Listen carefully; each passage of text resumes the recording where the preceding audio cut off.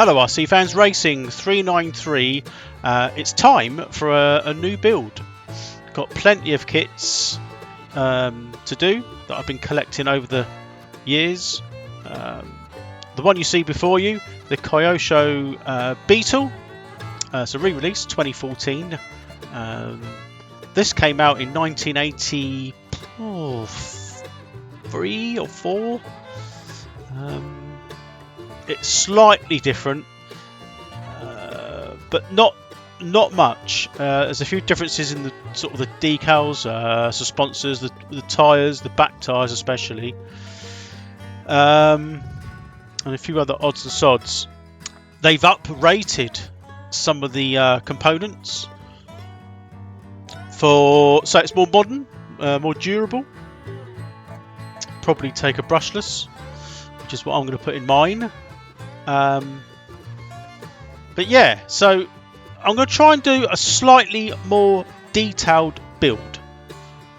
It's going to take me longer, but hopefully you'll get more out of it. Now, this has been done loads of times on YouTube, but I've got quite a lot of hop-ups. Namely, I've got some shocks, bull diff, electronics. What else have I got? Hubs. Pretty sure we've got hubs. So it's a hex, I think. I'm just trying to think. It's a hex, which allows you to take sort of any modern wheel, which then allows you to run any modern tyre. I'm going to go slightly different with the tyres and what I'm planning to do on this. I'm hoping it'll work out, so I'm not going to tell you what it is at the moment. The bits are coming, but they're not here yet. They'll be here in a couple of days. So the video, I'm hoping not to get the video too long.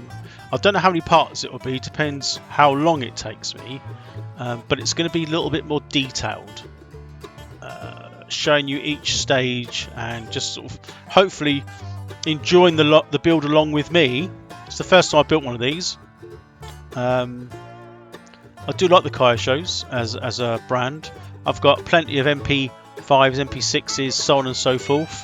I think that's the only Kyosho I've got. Thinking about it, I'm just looking at my bits and pieces. Yeah, so I don't actually have any of this type of vintage re-release Kyosho, and there's many of them. But it was a toss-up between this one or the Tomahawk, if I'm honest. I still might go down the Tomahawk route, but that'd be for another day. I suppose by the time I get around to doing that one, they'll discontinue the Tomahawk, and it'll cost a fortune. So anyway, I'm going to do my best. I hope you enjoy it. Please sit down, watch the video, have some feedback. Let me know what you think. And if you'd like what I do, if I could ask you to like and subscribe, that would be very much appreciated. So without further ado, let's get all the bits out, and we'll crack on with the build. Okay, let's start this build. Well, you can see it over there. I'll show you. The Beetle.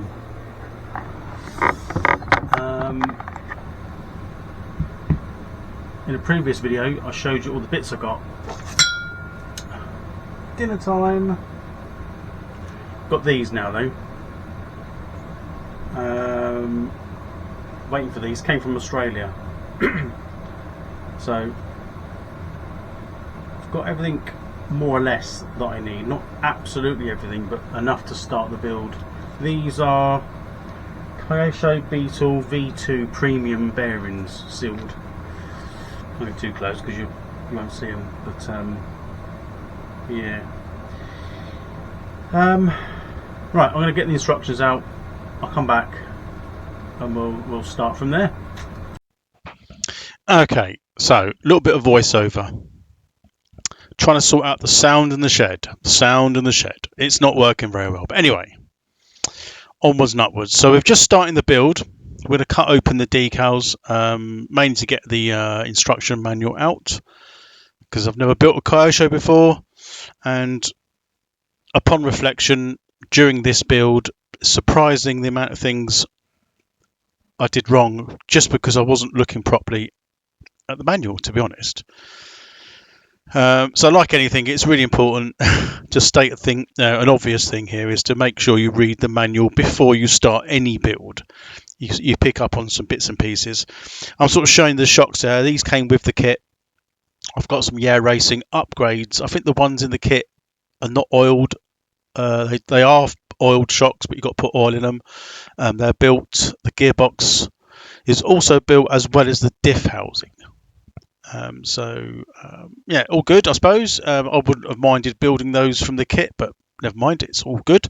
So we're going through some basic pages on here, some of the first sort of information, telling you the bits and pieces that you should know anyway when building a kit, safety things. The kit does come with enough tools to build. So we're on to the sort of step one, which is bag A. And we also got to use the plastic bag, which is labelled plastic bag. But these are the chassis rails, aluminium, with slight sort of upkick on the end.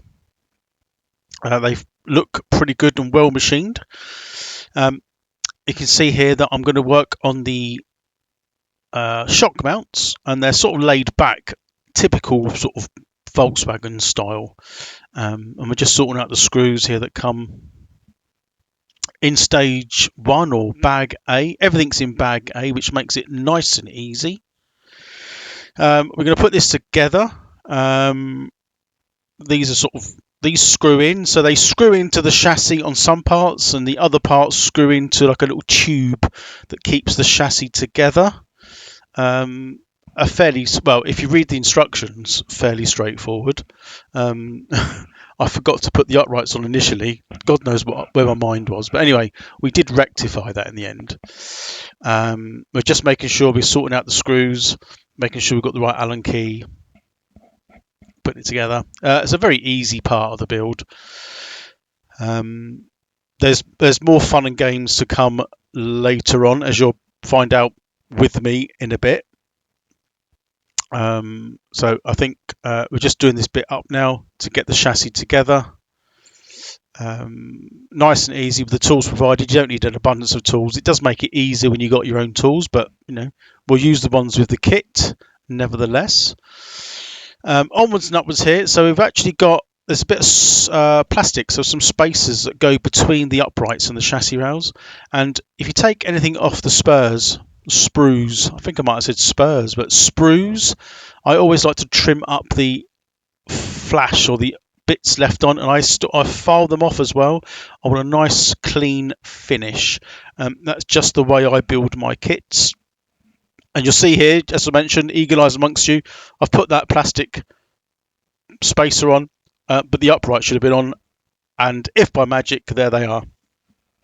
So both uprights are on, cross brace, chassis rails, and the fixing points for the shock mounts at the top. So that's all nice and easy so far. Then we move on to the bit that went wrong. This is quite a major issue now coming up. It's the servo saver. In itself, the servo saver is a little bit fiddly to build, I suppose.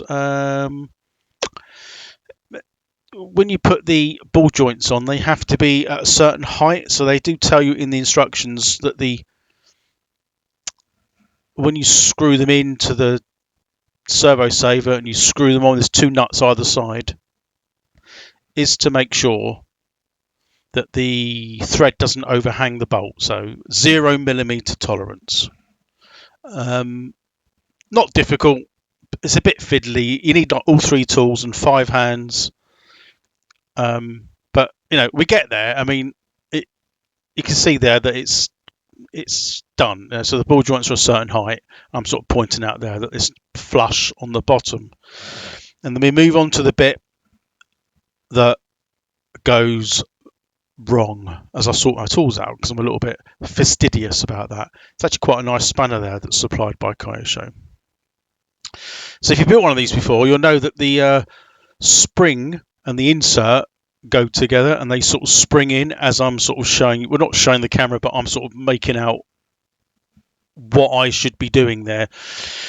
And I put the servo horn on, unbeknown to me that it, because again, it's me, I didn't look at the instructions. It goes on a certain orientation, and I put it on wrong. So the first time I did it was correct, and I was quite chuffed with myself because it goes together quite nicely. But you'll find out that I realised that I put it on the wrong way around. Now I was wondering whether you could turn it against the spring, and so it sort of goes over the cam style of servo horn, and it should click in the other way around. It had to go in like 180 degrees the other way. I wasn't sure, and I didn't want to damage it. So, but in the meantime, this is me. It's before I realise it's wrong. So it has gone together quite nicely. And this is me taking it apart, realising then it's actually wrong. And I think I might stab myself in the finger as well, just to sort of add injury to the process. It didn't do any damage to myself, but sort of dug in. And this is the bit coming up now, which goes disastrously wrong. Oh, such a nightmare. Upon putting it together, it flew apart. I found the insert, but I can't find the spring. I spent 2 hours in that shed, almost taking everything out. Raining. Well, I didn't take it outside, but oh my life. And I've re-watched this bit. You can see it's gone. It's already pinged out. But anyway, more on that later. So after many hours of searching, many hours, 2 days,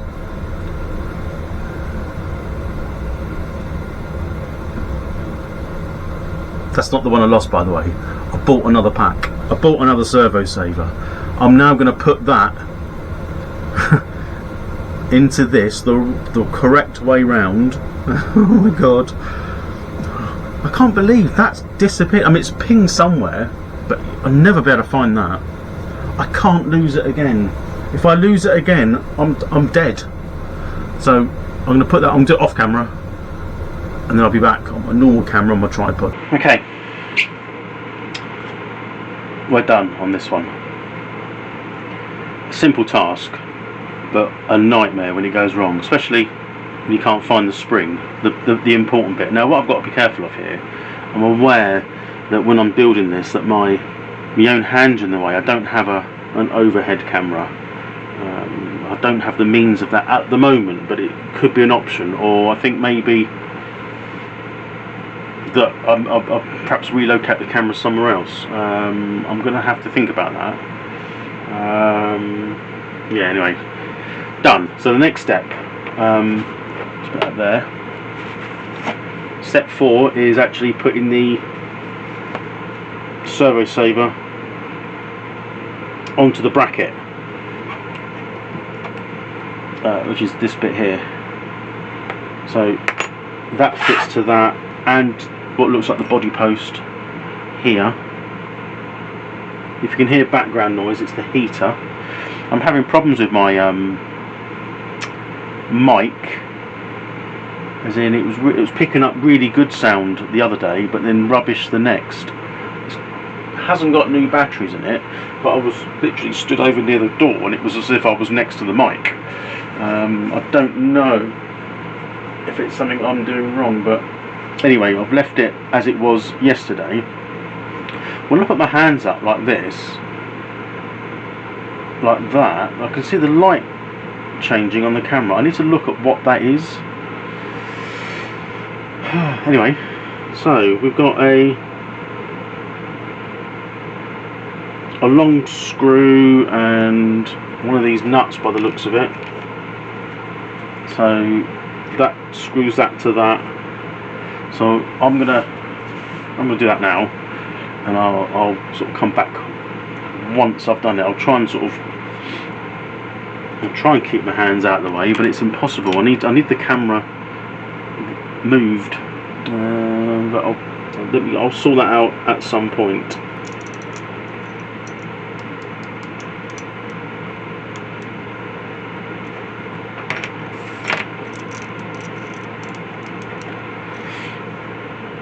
and that's the steering bit done. Bit fiddly actually, because you've got to lock a nut at the bottom here, a nut at the top, and this all sort of spins independently. And what I was trying to do, I'm assuming that that's the orientation when it goes on the car. I wanted the pin where the body clip goes to be like either, you know, north to south or east to west. I didn't want it at a funny angle. Is about 1/2 mil free play. You can see that on there. You can hear it even. So yeah, it's nice and free. That was the main thing. Whew. Glad I finished that bit. As I at part 4. Step 5. Part 5. Got the chassis rails. We're adding some bits and pieces on some what looks like I've got open bag B to put these on now. So that's sort of the rear chassis bracing. So let me sort that out. Right, I've got everything out that I need, I think, for this for step 5. It's basically assembling the front end onto here. Now looking at this, we've got a couple of clasps, a couple of clamps, and those clamps put this spindle on there, and there's a lot of lining up to do. That includes this bit, the servo saver, the bane of my life. We've got some 15mm countersunk screws. So I think what I'll do is I'll assemble all this and kind of show you as I've done it. Ah, that makes sense. I did wonder. Common sense prevails. I must pay attention.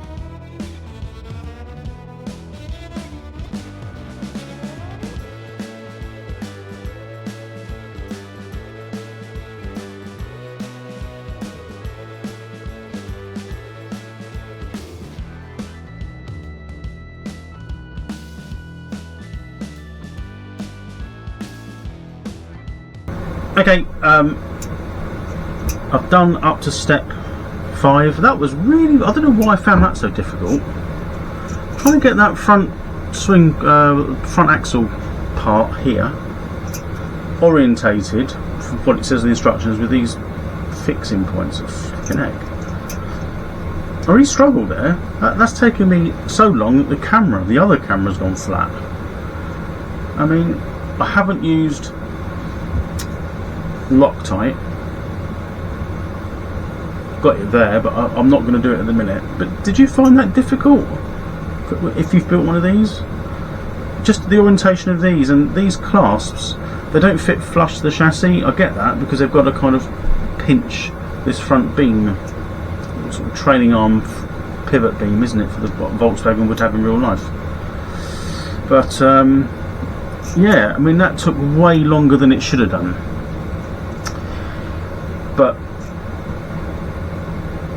yeah, it does seem to all go together quite nicely. I mean, that probably took me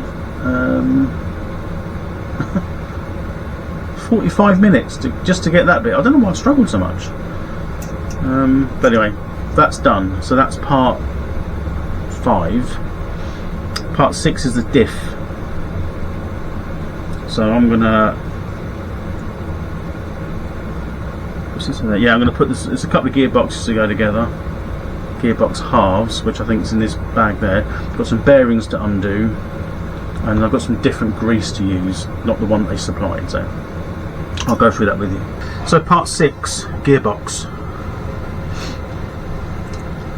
It's all pre-assembled, but the bearings I've put in here are from the company in Australia, Plague.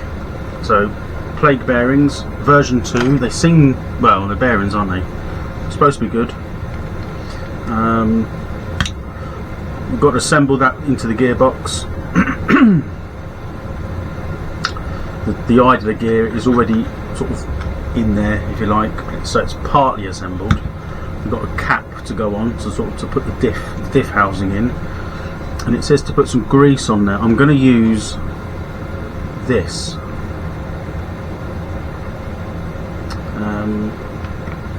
Which is, what is this? Professional silicone. It says ball diff. That's not a ball diff. I think I got the wrong one out. Lithium grease. We'll put that on the diff, on the gears. This all came from Schumacher Racing. So just go on the Schumacher website, you'll find it on there.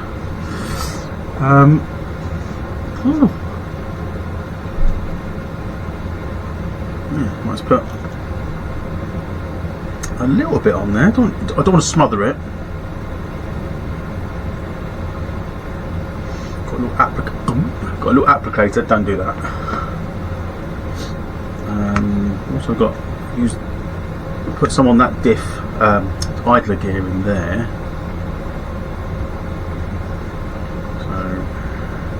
So, itchy nose.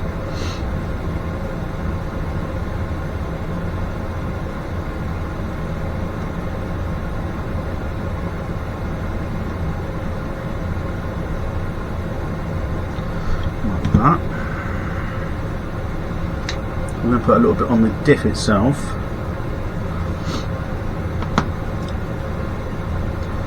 This goes in, and looking at it, that way into the housing.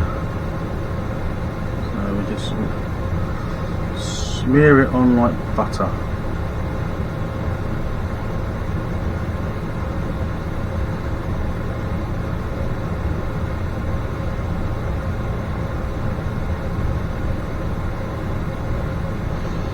Okay, that's that.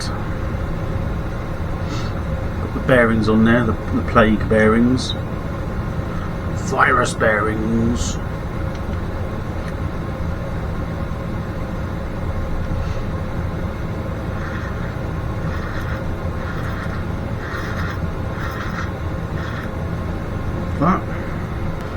That part's done. Okay, on to step 7,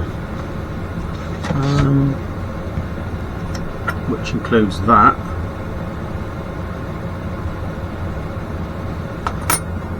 And that little Kyosho cap goes on top. Whoops. Whoops. Nip that up. Like that.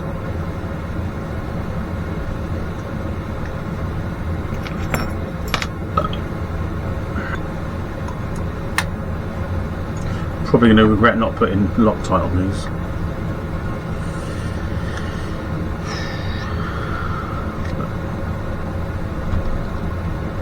So that's step 7. Step 7.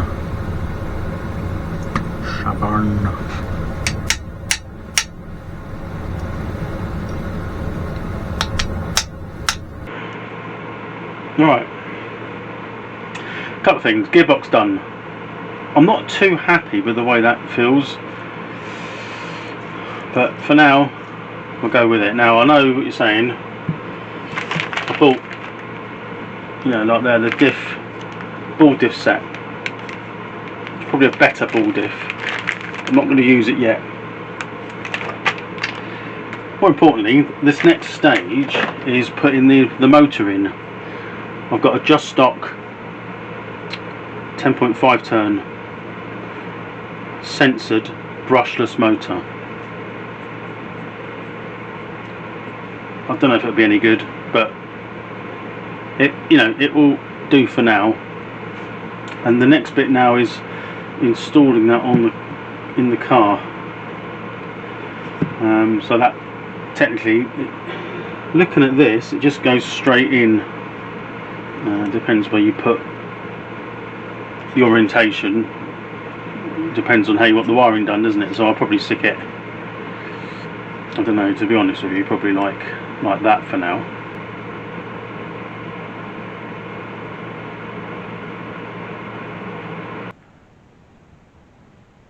What do you reckon? Should be alright. Got the sensor lead here, which I don't plan on putting it on just yet, but it's easily accessible when I need it. So far so good.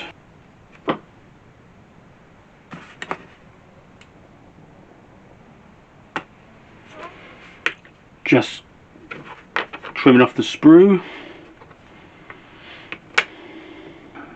So they push in. There's aluminium upgrades for these, but I haven't got them today, so maybe one day. See where the wires for the motor are sort of in the way now, so anyway, let's screw this together.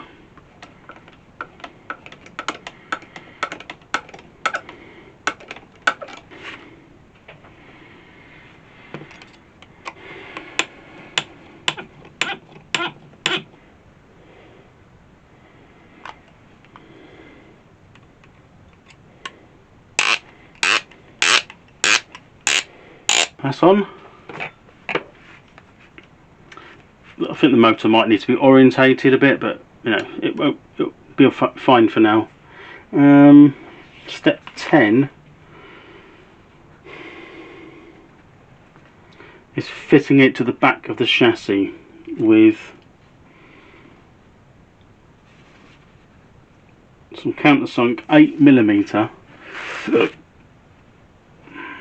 Not them. So I've just moved it. I should have done it that way anyway, shouldn't I? I should have known better. To get the wires out of the way, because this was under a bit of tension. Anyway, that should go on now. And there it is. Well, not there it is. That's part 10. Step 10, part 10. Whatever. So it fits a bit neater on there now. Yeah. It seems good. It's nicely built. It's very much like the SRB chassis, but in a Kyosho form. Step 11 is where we'll end this part of the video. So this is the shock absorbers. They do come built in the packet, but we're not using them. Got some air racing upgrades. So the next part will be these being built on the front, nevertheless. Well, they all got to be built, and the front shocks being installed. They look quite nice, don't they? In fact, the ones that come with the kit look okay, I must admit. But yeah, so that'll be next. And there you go. This is part 1 of my Kyosho Beetle build. Let me know what you think, and I'll see you soon for part 2. A little bit of a closing. Cold in here. As I said, these are going on next. You have to build them all up, and then you put the front ones on. So that'll be in part 2. I'll do a detailed build of these, so you can see how they go together. I mean, lots of people don't like the shocks. They can't stand, but I love building shocks. So I will document that. Why not? And that'll be for part 2. Quite a tricky build. Fiddly more than anything. but it goes together. I haven't used, like I said, I should have used some of this. I keep showing the light. What's going on? I'm not sure there's any in there. I've got other thread lock, but I haven't used that. More to the point. What's that there? I don't intend to bash this around. It'll stay in fairly good condition. I use it occasionally. Like I said, I didn't put that on. It's not too much of a headache to take all that off, if I'm honest with you. It's quite a simple design. But that, we'll perhaps try it like that, and then we'll fit this and see how that goes. Yeah, but yeah, I enjoyed that. You know, I've never built a Kyosho like new kit before, but I'm really pleased. It should go together quite nice. So join me for part 2. We'll carry on with the build, starting with the shock absorbers. Thank you for watching. Please, if you get this far, please like and subscribe. If you feel like watching the next part, put the notifications on. Yeah, so that's it for part 2.